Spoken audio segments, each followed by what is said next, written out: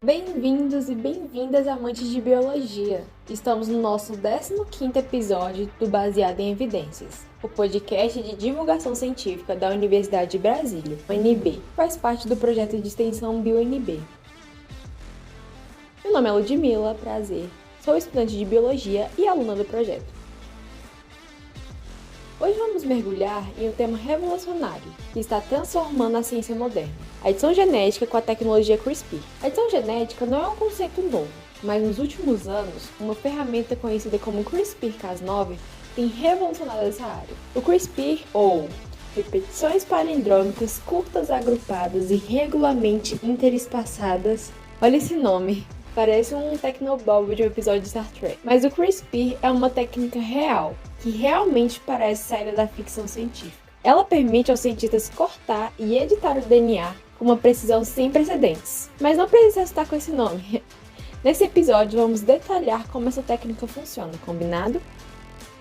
Para entendermos melhor, vamos começar pelo básico. O DNA é a molécula que carrega toda a informação genética de um organismo. É como um manual de instruções, sabe? Que define como somos feitos, desde a cor dos olhos até a suscetibilidade a certas doenças. A edição genética envolve alterar essas instruções. Antes do CRISPR, as técnicas de edição eram muito menos precisas e eficientes. O CRISPR mudou tudo isso com sua capacidade de fazer cortes específicos no DNA, permitindo edições exatas. Ou seja, com o CRISPR é possível mudar o DNA de um indivíduo adulto, mudar como suas células funcionam, tanto para corrigir erros, quanto para dar novas funções.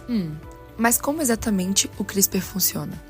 Essencialmente, o CRISPR utiliza uma proteína chamada Cas9, que age como uma tesoura molecular, guiada por uma sequência de RNA. Ela corta o DNA em locais específicos, permitindo que os cientistas alterem ou substituam genes. Vamos detalhar ainda mais o processo. Primeiro, os cientistas identificam a sequência genética que desejam editar. Eles então criam uma molécula de RNA que é complementar a essa sequência de DNA. Esta molécula de RNA guia a proteína Cas9 até o local específico no DNA. Uma vez lá, a Cas9 faz um corte no DNA. Isso permite que os cientistas removam, adicionem ou alterem a sequência genética de interesse. Pense nisso como usar uma ferramenta de busca e substituição em um texto, mas em um nível molecular. Por exemplo, um estudo notável usou o CRISPR para corrigir a mutação genética responsável pela distrofia muscular de Duchenne em células humanas, demonstrando o potencial terapêutico dessa tecnologia.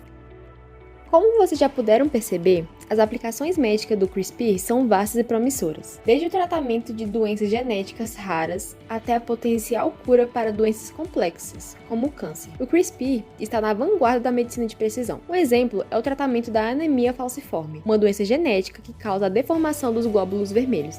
Aquelas célulazinhas, sabe, que transportam o oxigênio no nosso sangue, abrindo caminho para uma possível cura. Outro campo de pesquisa é o uso do CRISPR para combater o câncer. Pesquisas estão explorando a edição de células do sistema imunológico para que possam reconhecer e destruir células cancerígenas de maneira mais eficaz. Os primeiros estudos utilizando o CRISPR para corrigir a mutação causadora mostraram resultados promissores, oferecendo esperança para muitos pacientes. No entanto, com grandes poderes vem grandes responsabilidades. Não é mesmo, Júlia? A edição genética levanta importantes questões éticas e sociais. Qual é a linha entre a cura e o melhoramento? Uma das maiores preocupações é a edição de embriões humanos, que pode levar a mudanças hereditárias. Isso poderia abrir a porta para a criação de bebês de design, onde características como inteligência ou aparência poderiam ser escolhidas, gerando profundas questões éticas e sociais. Isso te lembra alguma coisa, Júlia? Tipo talvez um filme de ficção científica com Ethan Hawke. Já tem quase 30 anos que ele foi lançado, então provavelmente muitos de vocês nunca assistiram, mas ele é muitíssimo atual. O filme se chama Gattaca e fala de um futuro onde a engenharia genética determina o destino de cada pessoa. A história se concentra nas desigualdades sociais criadas pela engenharia genética, mostrando a diferença entre os humanos que nasceram sem nenhum aprimoramento genético daqueles que foram moldados geneticamente.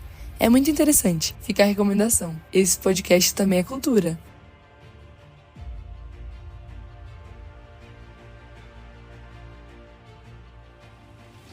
E é por conta dessas possibilidades incríveis que a edição gênica traz um outro ponto crítico atualmente, que é a sua regulamentação. Diferentes países têm abordagens variadas em relação à pesquisa e à aplicação do CRISPR. Nos Estados Unidos, por exemplo, a FDA regula rigorosamente as terapias genéticas, enquanto em outros países as regras podem ser mais flexíveis. Especialistas como o bioeticista Hank Greeley, da Universidade de Stanford, argumentam que, enquanto o potencial para curar doenças é imenso, precisamos de um debate público robusto para garantir que as aplicações da tecnologia sejam justas e éticas.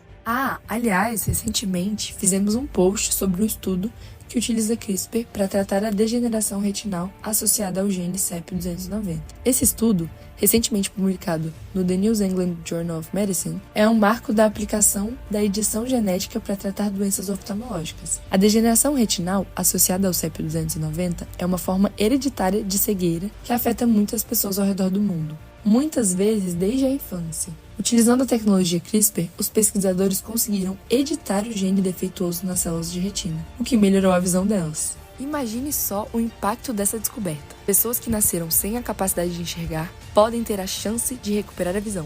É uma verdadeira revolução.